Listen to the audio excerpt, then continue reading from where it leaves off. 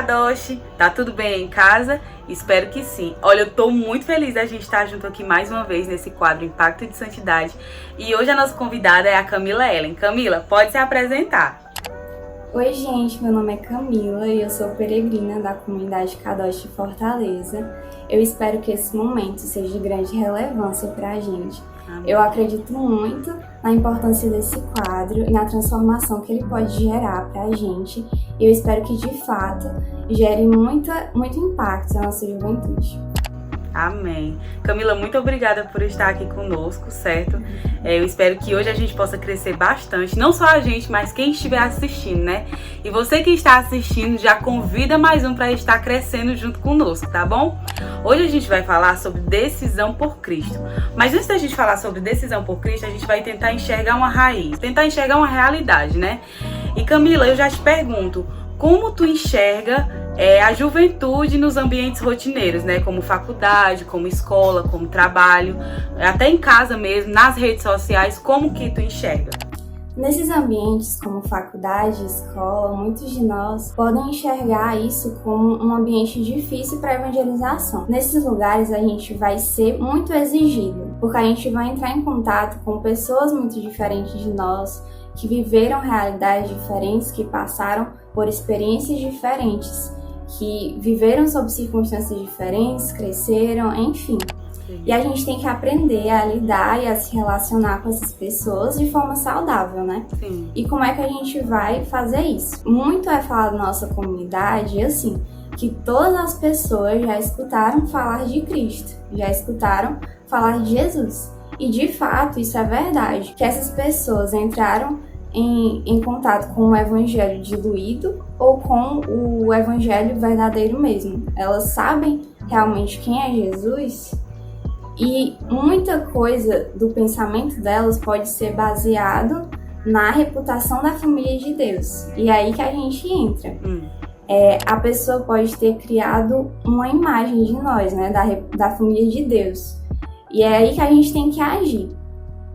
Mas assim, quando eu vou me relacionar com essa pessoa, eu posso criar um bloqueio, eu posso travar, eu posso ter medo na hora de falar com ela, na hora de querer transmitir algo para ela sobre o que eu acredito, sobre o que eu vivo, que é o Evangelho, que é Jesus.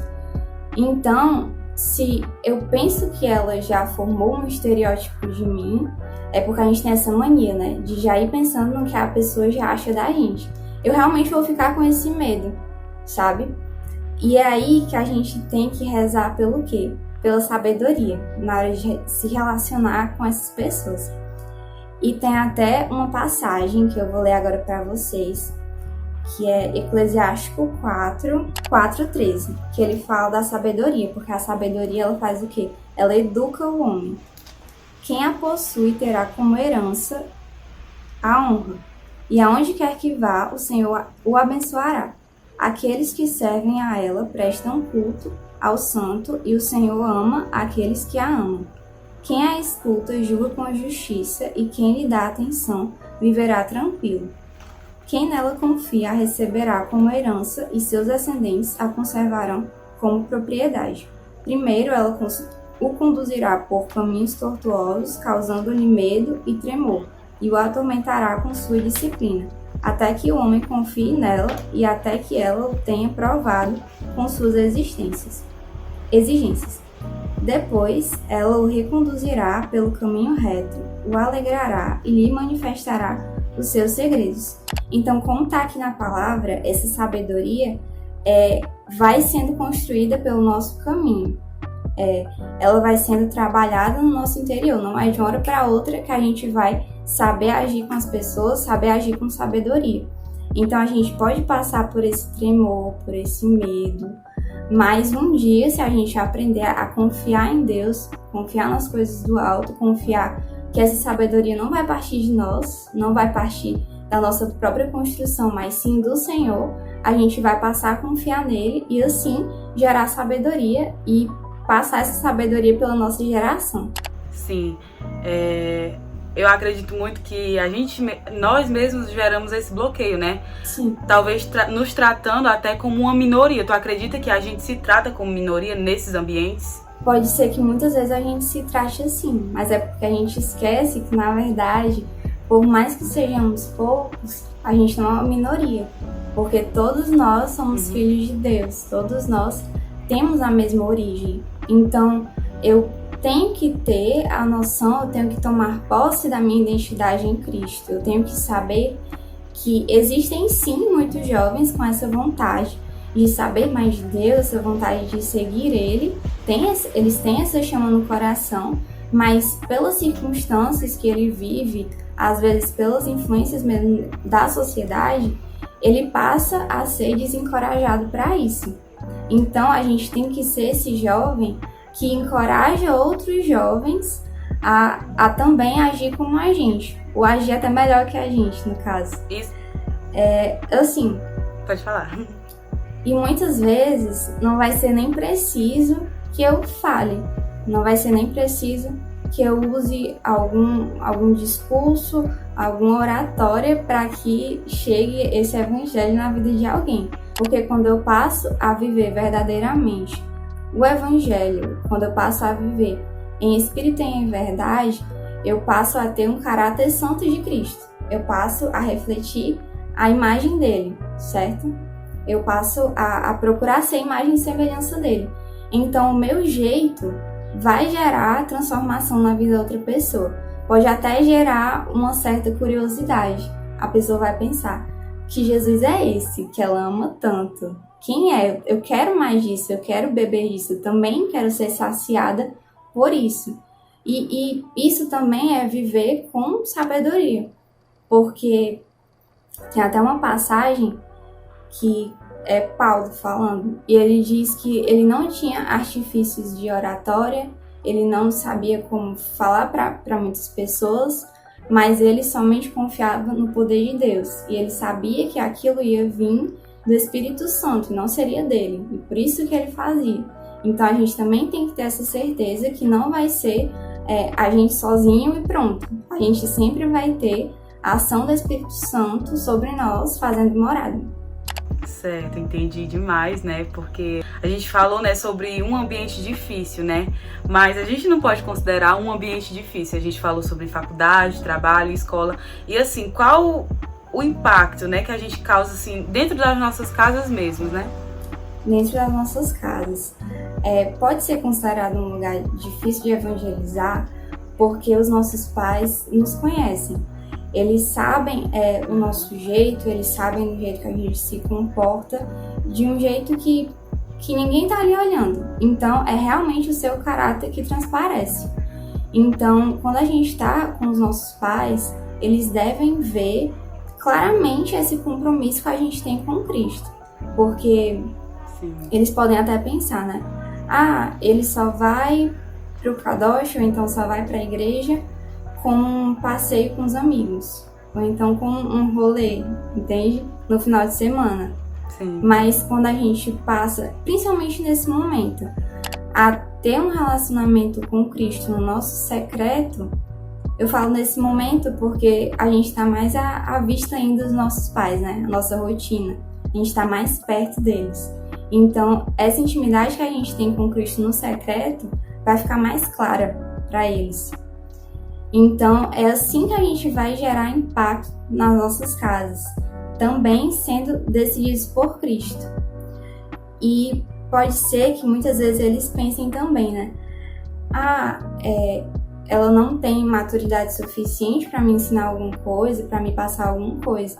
Mas a gente já viu até no vídeo passado que maturidade espiritual é diferente de idade. Então, se eu estou aqui e eu sou o reflexo de Cristo também na minha casa, eu gero um impacto, certo? A gente não tem que ter dúvidas disso. Mas tu acredita que a gente tem noção desse impacto que a gente pode causar em qualquer ambiente que a gente passar?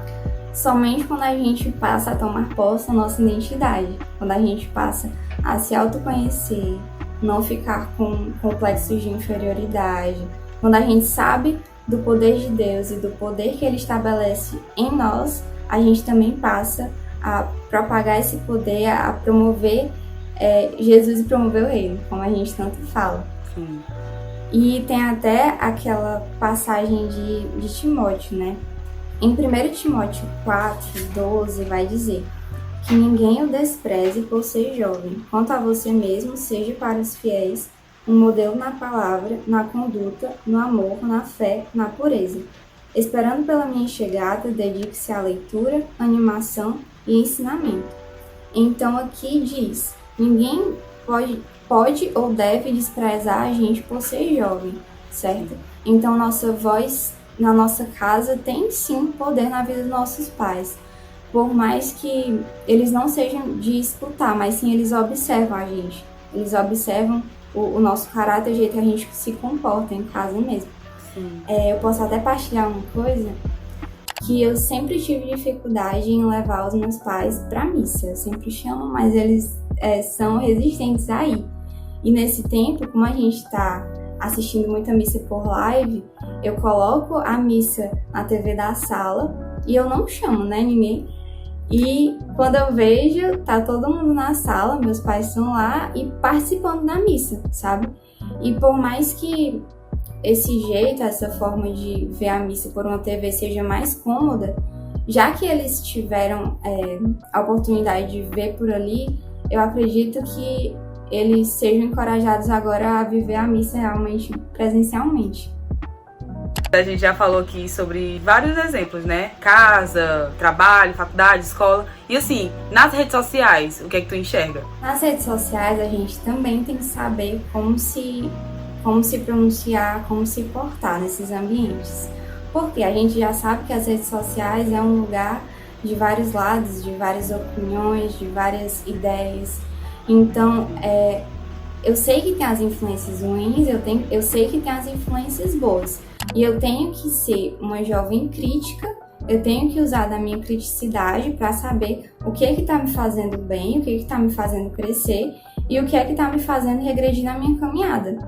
Porque vai ser um ambiente onde a gente vai estar imerso em muitas influências da mídia, de digital influencers, de youtubers, de várias coisas, de inúmeras coisas. Então, eu tenho que ter essa criticidade. E isso o que? Esse ambiente, essa esfera virtual, o que vai me gerar?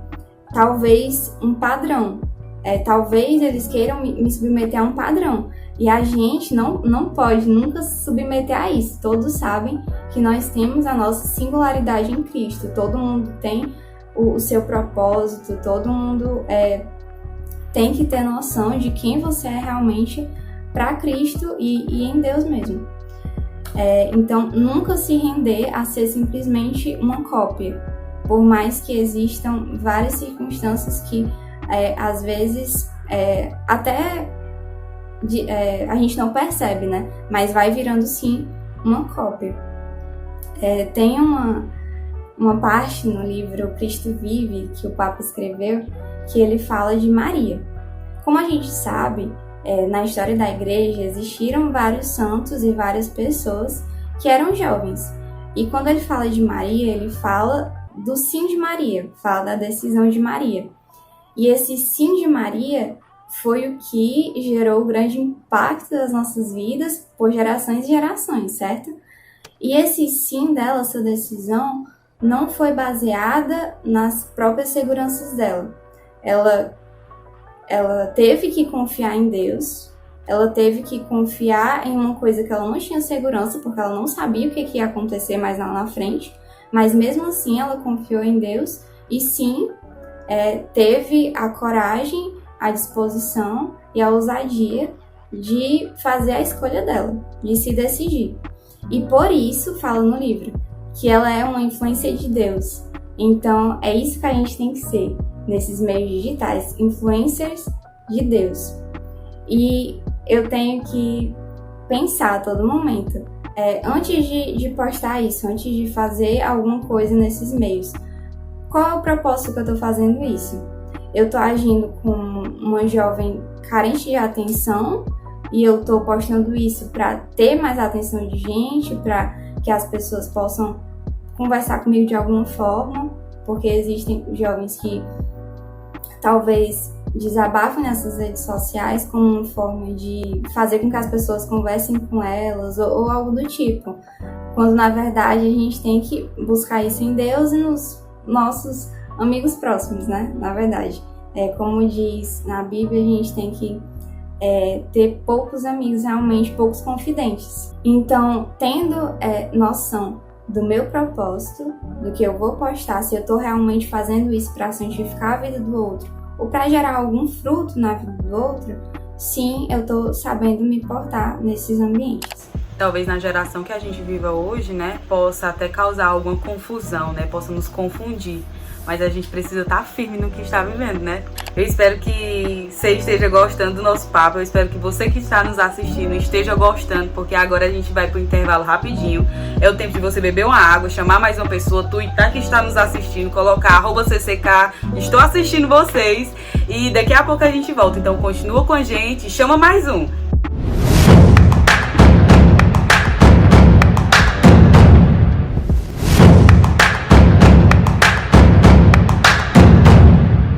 Já voltamos novamente com o quadro Impactos de Santidade e a gente continua falando aqui sobre decisão, né? Sobre o impacto que o jovem pode causar tanto na faculdade, quanto na escola, quanto no trabalho, até mesmo em casa, nas suas redes sociais. E agora eu vou te perguntar, Camila, será que a gente está levando essa vida cristã, né, como um estilo de vida? Um estilo de vida, muitas vezes sim. A gente pode levar a nossa ida ao Kadosh como um passeio no final de semana e não como um compromisso. Então, quando eu penso assim, parece que a gente está considerando a santidade e a busca pela santidade como um esporte ou como um hobby. Mas não, a busca pela santidade, quando eu me decido por Cristo, vira a minha vida, se torna a minha vida. Então, ir à missa e ter os nossos compromissos espirituais vai ser realmente uma determinação e um compromisso que eu sei que isso vai me fazer crescer e eu sei que eu necessito disso para o meu crescimento espiritual. Talvez a gente esteja com medo das responsabilidades, talvez a gente esteja calculando demais, isso, né? Talvez, eu acredito, né, que existem jovens com essa vontade de viver uma vida cristã, mas o que é que tu acha que para esses jovens? A decisão por Cristo é difícil porque, como tu disse, os jovens, muitos deles, tendem a não querer as responsabilidades. Porque o nosso evangelho que a gente procura viver é um evangelho de sacrifícios, de renúncias, e essas renúncias vão doer sim, quando a gente sente ela na pele, na nossa realidade, na nossa vida, na nossa rotina, enfim. E é um perder para ganhar.